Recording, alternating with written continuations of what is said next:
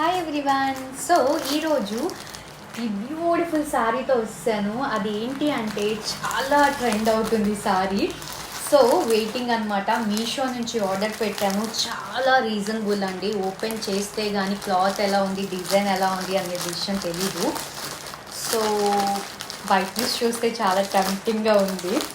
So finally ఎలా ఉంటుందా అనేది చాలా వెయిట్ చేస్తున్నాను నేను. బికాస్ కవర్ నుంచి కలర్ అంత ఎగ్జాక్ట్గా కనిపించట్లేదు. వావ్, చాలా బాగుంది. సో ఓపెన్ ఇట్ అనమాట, కొంచెం క్లాత్ ఎలా ఉంటుంది అనేసి.